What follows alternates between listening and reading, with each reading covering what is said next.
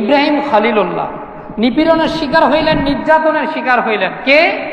ইব্রাহিম খলিলুল্লাহ আলাইহিস সালাতু ওয়াস সালাম। এই নিপীড়ন নির্যাতনের শিকার হওয়ার পরে তিনি, এখানে একটা কথা রয়েছে, ইব্রাহিম খলিলুল্লাহর আব্বাজান ছিলেন তারেক অথবা তারুক। তিনার চাচার নাম ছিল আজর। চাচার নাম কি ছিল? ইব্রাহিম খলিলুল্লাহর একেবারে ছোট বয়সে তিনার আব্বাজান ইন্তেকাল করেছেন। তিনি তার চাচার তত্ত্বাবধানে লালিত পালিত হয়েছে। চাচার নাম আজর। চাচার নাম কি? সে ছিল মূর্তি পূজারী। সে কি ছিল? মূর্তি পূজারী। যখন তিনি চাচার অবাধ্য হইলেন, মানে মূর্তির পূজা করলেন না, এক আল্লাহকে মানলেন, এক আল্লাহর কথা যখন বললেন, পারিবারিকভাবে, সামাজিকভাবে এবং ওই সময়কালে বেবিলন শহরের রাষ্ট্রীয় পর্যায় থেকে তাকে শাস্তি প্রদান করা হইল, আগুনের কুণ্ডলিতে ফেলে দেওয়া হইল। আল্লাহ তাআলা বলতেছেন কোরআনে পাকের সূরা বাকারার মধ্যেও রয়েছে এই বিষয়গুলো আলোচনা। কি সেখানে কি আসছে? কোরআনে পাকের মধ্যে বলা হয়েছে, লোকেরা চাইলো ইব্রাহিম খলিলুল্লাহর ক্ষতি করতে, আর আমি আল্লাহ চাইলাম লোকেদের ক্ষতি করতে। সুবহানাল্লাহ পড়েন। আমি আল্লাহ বলে দিলাম বারদা ওয়া সালামা, ওই আগুনের কুণ্ডলী শীততাপ নিয়ন্ত্রিত স্বাস্থ্যকর ঠান্ডায় পরিণত হয়ে গেছে। তখন তিনি নির্যাতনের শিকার হয়ে সেখান থেকে হিজরত করলেন। কথা খেয়াল করবেন, হিজরত করে ইব্রাহিম খলিলুল্লাহ বেবিলন বা বাবুল শহর থেকে, ইরান থেকে হিজরত করে চলে আসলেন বাইতুল মুকাদ্দাস ফিলিস্তিনে। কথা খেয়াল করতেছেন, ইব্রাহিম খলিলুল্লাহ ফিলিস্তিনে আসলেন। আসার পরে তিনার সেখানে পরিবার হইল। প্রথম স্ত্রী সারাহ আলাইহিস সালাম, আমরা যাকে হযরতে সারা বলি, সারাহ আলাইহিস সালাম, তিনার প্রথম স্ত্রী। ঘটনাক্রমে ফিলিস্তিনের মধ্যে দুর্ভিক্ষ দেখা দিল। কথা কয় না, কি দেখা দিল? দুর্ভিক্ষ দেখা দেওয়ার কারণে ইব্রাহিম খলিলুল্লাহ আলাইহিস সালাতু ওয়াস সালাম এবং তিনার স্ত্রী সারাকে নিয়ে মিশরে রওনা হইলেন। মিশরের উর্বর ভূমি, ফসলাদি রয়েছে। মিশরের বাদশার দরবারে সাহায্যের জন্য হাত প্রসারিত করলেন, উপস্থিত হইলেন। তখন মিশরের বাদশা ছিল জালেম, পাপিষ্ঠ। সে মিশরের বাদশা ইব্রাহিম খলিলুল্লাহকে সাহায্য না করে হযরতে সারার দিকে খারাপ দৃষ্টি দিল এবং হাত বাড়াইল যে তোমার স্ত্রীকে আমাকে দিয়ে দাও, তোমার স্ত্রী বড় সুন্দর, রূপবতী, গুণবতী। এটা যখন বললেন, প্রথমবার হাত বাড়াইলেন, দ্বিতীয়বার হাত বাড়াইলেন, তৃতীয়বার হাত বাড়ানোর পরে আল্লাহ তাআলা ওই হাতকে প্যারালাইজড করে দিচ্ছে। সুবহানাল্লাহ। মিশরের তৎকালীন জালেম বাদশার হাত আল্লাহ কি করে দিছে? প্যারালাইজড করে দিছে, হাত নাড়তে পারে না। বাদশা একেবারে জাহেল, একেবারে ব্যাককল মানুষ তো আর বাদশা হয় না, বুঝদার মানুষে তো বাদশা হবে। সে বুঝে গেছে যে না, এটা সাধারণ মানুষ না। সে সাথে সাথে তওবা করলো এবং তওবা করার পরে নিজের আপন কলিজার টুকরা কন্যা হযরতে হাজার, যাকে আমরা হাজেরা বলি, হাজার আলাইহিস সালাতু ওয়াস সালাম, মিশরের রাজকন্যা হযরতে হাজেরাকে ইব্রাহিম খলিলুল্লাহর কাছে উপহার দিলেন, নিজের কন্যাকে বিয়ে দিয়ে দিলেন। সুবহানাল্লাহ। উপহার হিসেবে কন্যাকে দিয়ে দিলেন। ইব্রাহিম খলিলুল্লাহ নিজের স্ত্রী দুইজন নিয়ে মিশর আসছিলেন দুর্ভিক্ষের সাহায্যের জন্য। এখন যখন মিশর থেকে আবার ফিলিস্তিন ফিরত যাচ্ছেন, কয়জন যাচ্ছে? কথা বলেন, কয়জন? 3 জন। মূলত ইব্রাহিম খলিলুল্লাহর স্ত্রী ছিল 3 জন, তিনি সহ 4 জন। পরবর্তীতে আবার বিয়ে হয়েছে, এটা আমরা সামনের আলোচনায় পর্যায়ক্রমে আসবে। আমরা 2 জনের আলোচনা আজকে জানলাম। কয়জন? 2 জন, একজন সারাহ আর একজন হাজেরা। এইবার ভালো করে লক্ষ্য করেন, চলে গেলেন ফিলিস্তিনে, বসবাস শুরু করলেন। লম্বা সময় অতিক্রম হয়ে গেল, বৃদ্ধ হয়ে গেলেন। বৃদ্ধ অবস্থায় আল্লাহ তাআলার দরবারে আল্লাহর পক্ষ থেকে ঘোষণা আসলো, এই ইব্রাহিম খলিল, আমি আল্লাহ তোমার উপর খুশি হয়েছি, আমি তোমাকে নেক সন্তানের সুসংবাদ দিচ্ছি। সুবহানাল্লাহ। ইব্রাহিম খলিলুল্লাহ বৃদ্ধ বয়সে আল্লাহ সন্তান। কিতাবের মধ্যে ভিন্ন ভিন্ন বর্ণনা আসছে 94 বছর, কত 90+ এমন বয়সে সন্তানের খবর আসছে। সবর করেছে। সুবহানাল্লাহ বলেন না? সন্তানের খবর আসলো। দ্বিতীয় স্ত্রীর ঘরে প্রথম সন্তান জন্মগ্রহণ করেছে হযরতে ইসমাইল জবিউল্লাহ। সুবহানাল্লাহ পড়েন। ইসমাইল জবিউল্লাহর জন্মের পরে আল্লাহ তাআলার হুকুমে ইব্রাহিম খলিলুল্লাহ, ইসমাইল জবিউল্লাহ এবং স্ত্রী হাজেরাকে নিয়ে মক্কা আল্লাহর রোড ম্যাপ অনুযায়ী কাবা ঘরের চত্বরের পাশে এনে রেখে আবার তিনি ফিলিস্তিন চলে গেলেন। এনে অনেক ঘটনা আছে, আমরা ওদিকে যাব না। আমাদের উদ্দেশ্য ইহুদিদের টোটাল পরিচয়টা জানা। ইসমাইল জবিউল্লাহ থেকে আমাদের নবী পর্যন্ত আর কোনো নবী আসে নাই। কথা খেয়াল করবেন, এটা একটা রেঞ্জ, একটা শিকল, একটা সিলসিলা। আরেকটা সিলসিলা হযরতে সারা। হযরতে সারার পরে আবার একটা সন্তান জন্মগ্রহণ করলো, তার নাম হযরতে ইসহাক আলাইহিস সালাতু ওয়াস সালাম, তিনি নবী। আবার ইসমাইল আলাইহিস সালামও নবী, দুইজন নবী, দুই অঞ্চলের নবী, একজন ফিলিস্তিনে, একজন মক্কায়। কথা খেয়াল করতেছেন আপনারা? ইসমাইল জবিউল্লাহ মক্কায়, আর ফিলিস্তিনে ইব্রাহিম খলিলুল্লাহর উত্তরসূরি, তার সন্তান হযরতে ইসহাক, হযরতে সারার সন্তান যেটা। তাহলে দুইটা রেঞ্জ আমরা পাইলাম, দুইটা সিলসিলা পাইলাম, দুই স্ত্রী থেকে দুইটা। কথা বুঝতেছেন আপনারা? এদিক থেকে ইসমাইল জবিউল্লাহর পরে আখিরি নবী পর্যন্ত, আমাদের নবী পর্যন্ত আর কোনো নবী আসে নাই। কথা খেয়াল করছেন আপনারা? মাঝখানে কোনো নবী আসে নাই। ইসহাক আলাইহিস সালাতু ওয়াস সালাম থেকে শুরু করে আমাদের নবীর আগ পর্যন্ত লক্ষাধিক নবী আল্লাহ তাআলা ওই ইসহাকের সিলসিলায় প্রেরণ করেছে। সুবহানাল্লাহ পড়েন। এই দিক থেকে ইসমাইল জবিউল্লাহ থেকে শুরু করে আমাদের নবী পর্যন্ত আর কোনো নবী আসে নাই, শুধু আমাদের নবী আসছে। এই জন্য আমাদের পরিচয়, আমরা হচ্ছি বনু ইসমাইল। কথা কয় না? আমরা তো নিজের পরিচয়ও জানি না অনেকে। আমাদের পরিচয় কি? বনি ইসমাইল, বনি ইসমাইল আমাদের পরিচয়, উম্মতে মুহাম্মদী। আমরা ইসমাইল আলাইহিস সালাতু ওয়াস সালামের বংশধর। আর ইসহাক আলাইহিস সালাতু ওয়াস সালামের এক সন্তান জন্মগ্রহণ করলো, হযরতে নবী ইয়াকুব আলাইহিস সালাতু ওয়াস সালাম। নাম কি?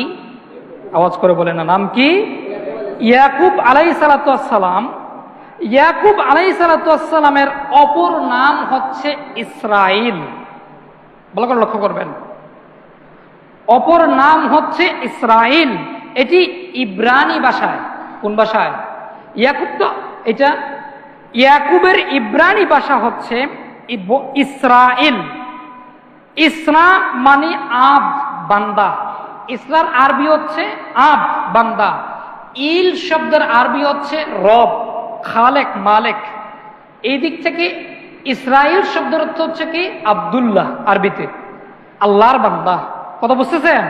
হযরতে ইয়াকুব আলাইহিস সালাতু ওয়াস সালামের অপর নাম ইসরাইল। এই ইয়াকুব আলাইহিস সালাতু ওয়াস সালামের অধস্তন বংশধর যারা আছেন তাদেরকে বলা হয় বনি ইসরাইল বা বনু ইসরাইল।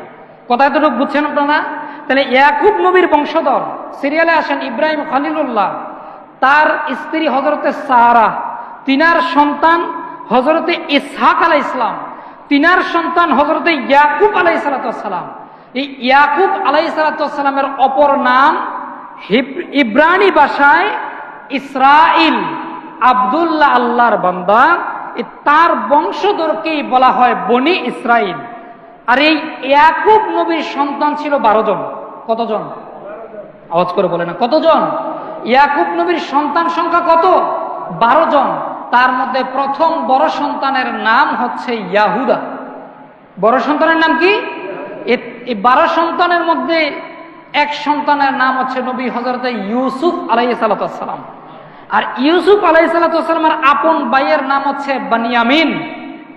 এখন বলেন তো দেখি, বর্তমান ইসরায়েলের প্রধানমন্ত্রীর নাম কি? কে বলতে পারবেন? একটু জোরে বলেন না, বলেন না, জোরে বলেন। এই বানিয়ামিন, ওই নাম ধারণ করছে সে। ইউসুফ আলাইহিস সালামের ভাইয়ের নাম বানিয়ামিন, পূর্বপুরুষ, ইহুদীদের পূর্বপুরুষ। বানিয়ামিন নেতানিয়াহু, সে বানিয়ামিন নাম ধারণ করেছে।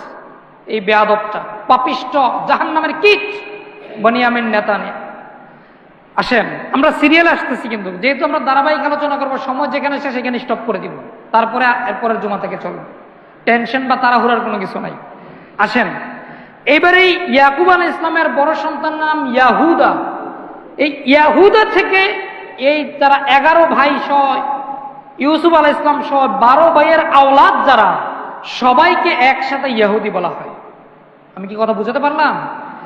এই 12 জনের মধ্যে ইয়াকুব আলাইহিস সালাম কেনানে বসবাস করেছেন, ফিলিস্তিনে। সেখানে এই বসবাসরত অবস্থায় 12 ভাইয়ের মধ্যে ইয়াহুদা ছিল এমন পরামর্শ, 11 ভাই মানে 10 ভাই ইউসুফের ব্যাপারে তার বাবা 12 জনের মধ্যে ইউসুফকে সব থেকে বেশি ভালোবাসত। এটা তারা সহ্য করতে পারে নাই। হিংসাত্মক অবস্থা। কোন অবস্থা? এ কথা কয় না। কিতা হিংসা করা? কি করা? এ কথা কয় না। কি করা? মনে রাখবেন, ইহুদিদের জন্মগত অভ্যাস হচ্ছে হিংসুক তারা। এই কথাগুলো আপনারা রিসিভ করবেন এবং এগুলো থেকে অনেক শিক্ষণীয় আছে। এই ইহুদা হিংসায় বশবর্তী হয়ে পরামর্শ করলো বাকি 10 ভাইয়ের সাথে, আমরা ইউসুফকে নিয়ে যাব, নিয়ে হত্যা করব। নওয়াজুবিল্লাহ পড়েন। আরেক ভাই পরামর্শ দিল, না, হত্যা করার দরকার নেই, মরুভূমিতে নিয়ে আমরা যারা বণিক যাবে তাদের কাছে বিক্রি করে দিব। কথা বুঝেন নাই? ঘটনাক্রম আপনারা জানেন। নিয়ে গেল, বাবাকে বুঝিয়ে নেওয়ার পরে তাকে হিংসায় বশবর্তী হয়ে কতল করে দিল।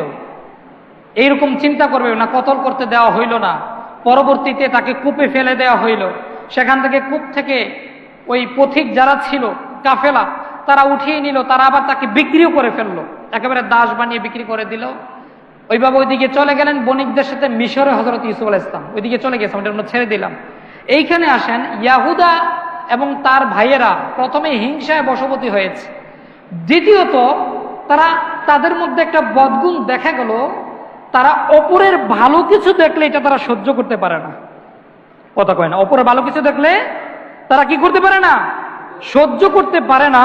এই ইহুদি জাতি যারা অন্যের ভালো কিছু দেখলে তারা সহ্য করতে পারে না।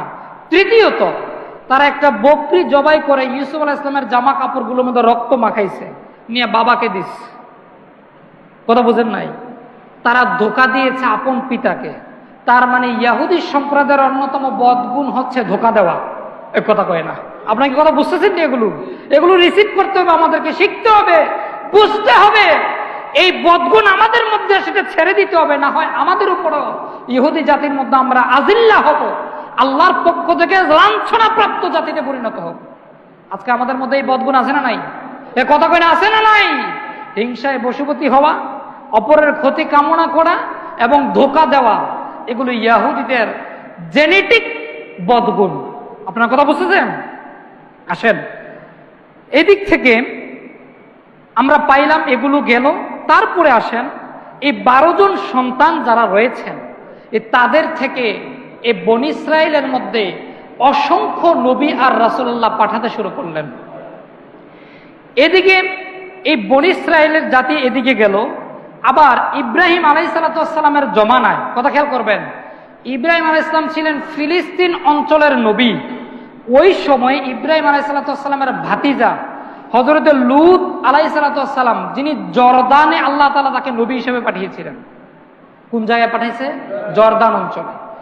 ওই অঞ্চলে লূত আলাইহিসসালামকে নবী হিসেবে পাঠানোর পরে লূত আলাইহিসসালামের সম্প্রদায় যারা ছিল, তারা এমন ভাবে অপকর্মে নিমজ্জিত হইল, আল্লাহ তাআলা তাদের ক্ষেত্রে বলেছেন তারা নির্লজ্জতা করলো। কি করলো? তারা সমকামী হয়ে গেল। কি করলো? সমকামী। তারা নারীদেরকে আর বিবাহ করছে না, পুরুষের সাথে পুরুষ অবৈধ সম্পর্ক। কথা বুঝেন নাই? সমকামী হয়েছে। আল্লাহ তাআলা তাদের এই সমকামিতার কারণে, কোরআনের মধ্যে সরাসরি এগুলো আলোচনা আছে, সমকামিতার কারণে আল্লাহ তাআলা তাদেরকে ধ্বংস করে দিলেন। কি করলেন? টোটালি উল্টিয়ে দিয়েছে তাদেরকে। কি করে দিয়েছে? একবারে মাটির মধ্যে উল্টিয়ে দিয়েছে। ওইটা বর্তমান পৃথিবীর মধ্যে ডেথ সি বা মৃত সাগর নামে পরিচিত। আজকেও ওইটা আছে নিদর্শন, ডেথ সি বা মৃত সাগর। সেখানে পানিতে নামলে সাগরেই আপনি ডুববেন না, বেঁচে থাকবেন। এটা আল্লাহর লানতের জায়গা, গজবের জায়গা। কিসের জায়গা? ওই লূত আলাইহিসসালামের সম্প্রদায় যখন তার উপরে চড়াও হইল, তাকে অমান্য করলো, তখন আল্লাহ তাআলা তাদেরকে উল্টিয়ে জমিনের নিচে ধসে দিলেন। আর ওই জায়গা বর্তমান পৃথিবীতেও পরিচিত ডেথ সি বা মৃত সাগর নামে। পরবর্তীতে আল্লাহ তাআলা এটা কোরআনে পাকের মধ্যে সরাসরি বলে দিয়েছেন। এই যে লূত আলাইহিসসালাম, এটা আল্লাহ বলছেন কোরআনে পাকে সূরা আম্বিয়ার ৭১ নম্বর আয়াতের মধ্যে, আউযু বিল্লাহি মিনাশ শাইতানির রাজিম, ওয়া নাজ্জাইনাহু ওয়া লূতান ইলাল আরদি আল্লাতী বারাকনা ফিহা লিল আলামিন। আমার আল্লাহ তাআলা বলেন, আর আমি তাকে, অর্থাৎ ইব্রাহিম খলিলুল্লাহ আলাইহিস সালামকে ও হযরত লূত আলাইহিস সালামকে বাঁচিয়ে এমন দেশের দিকে নিয়ে গেলাম যেখানে আমি দুনিয়াবাসীর জন্য বরকত মণ্ডিত করে রেখেছি। সুবহানাল্লাহ। এখানে বাইতুল মুকাদ্দাসের কথা আল্লাহ বলছেন।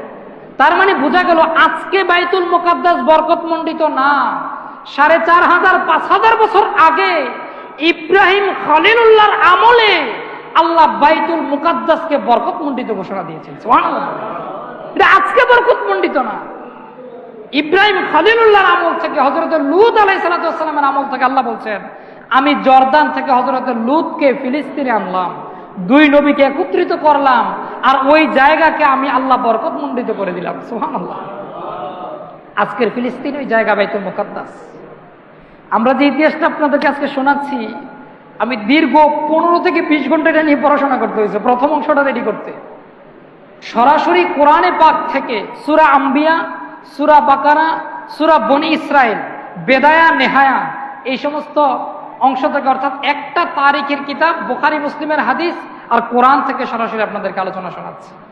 এই জন্য আমি চিন্তা করেছি এটা ধারাবাহিকভাবে আমরা শুনবো, যাতে করে আমরা নিজেরা সংশোধন হতে পারি, আর ইহুদির মতো এত বড় পাপিষ্ঠ হিংসাত্মক যারা নবীদেরকে কতল করেছিল, বেয়াদব সম্প্রদায়, পাপিষ্ঠ, আল্লাহর পক্ষ থেকে নিশ্চিতভাবে লাঞ্ছিত জাতি, নিশ্চিতভাবে আল্লাহর পক্ষ থেকে অপরাধী জাতি, আল্লাহর পক্ষ থেকে গজবপ্রাপ্ত জাতি, তাদের থেকে যেন আমরা সতর্ক হতে পারি এবং শত্রু সম্পর্কে যেন আমাদের একটা স্পষ্ট ধারণা তৈরি হয়ে যায়।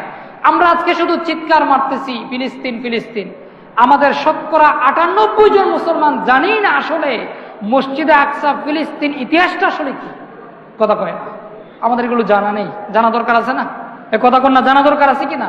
ইনশাআল্লাহ আমাদের উপজেলা মডেল মসজিদ ইসলামী সাংস্কৃতিক কেন্দ্রে বিস্তারিত আলোচনা হবে। এদিক থেকে ভালো করে লক্ষ্য করলে দেখতে পাবেন, লূত আলাইহিস সালাম এসে একত্রিত হইলেন। তারপর আসেন সামনের দিকে, আমরা যেখানে গিয়েছিলাম সেই 12 ভাই পর্যায়ক্রমে বহু তরাই উতরায় পার হয়ে মিশরের আজিজে মিশর হিসাবে পরিচয় লাভ করলেন, নিজের অবস্থান তৈরি করলেন হযরতে ইউসুফ আলাইহিস সালাম। ওইদিকে আবার ফিলিস্তিনের মধ্যে দুর্ভিক্ষ দেখা দিল, যেখানে তার আপন বাবা ইয়াকুব আলাইহিস সালাম এবং তার 11 ভাই বেনিয়ামিন সহ, আপন ভাই বেনিয়ামিন আর বাকি 10 ভাই, 11 ভাই সকলে দুর্ভিক্ষের মধ্যে রয়েছেন। যখন তারা খাবার নিতে এসেছে, তখন ইউসুফ আলাইহিস সালাম তাদেরকে চিনে ফেললেন, বললেন পরবর্তীতে আমার বাবা সহ সবাই তোমরা চলে আসবে।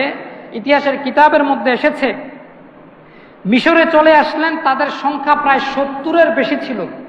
কে? ওই যে হযরতে ইসহাক আলাইহিস সালামের সন্তান ইয়াকুব আলাইহিস সালাম, ইয়াকুব আলাইহিস সালাম এবং তিনার 11 সন্তানের আওলাদ সহ 70 জন। কতজন? 70 জন শিফট হয়ে গেলেন মিশর। কোথায় শিফট হইলেন? ছিলেন কোথায়? ফিলিস্তিন। ভালো করে লক্ষ্য করবেন, ছিলেন কোথায়? মসজিদে আকসা আজকের ফিলিস্তিন, সেখান থেকে শিফট হইলেন মিশরে। কেন? যেহেতু আজিজে মিশর বা খাদ্যমন্ত্রী তখন ইউসুফ আলাইহিস সালাম ভাই এবং বাবাদেরকে নিয়ে আসলেন মিশরে।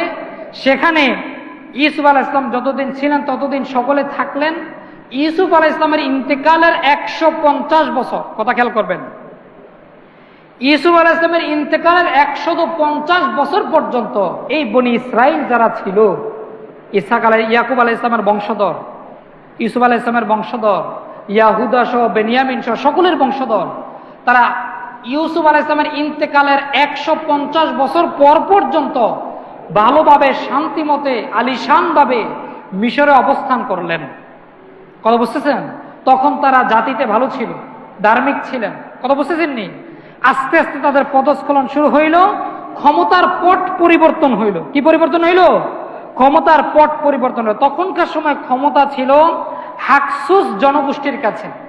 যখন এই বনি ইসরাইল মিশরে ছিলেন, ইউসুফ আলাইহিস সালামের ক্ষমতার পরে 150 বছর হাকসুস সম্প্রদায়ের কাছে মিশরের ক্ষমতা ছিল, রাজত্ব ছিল।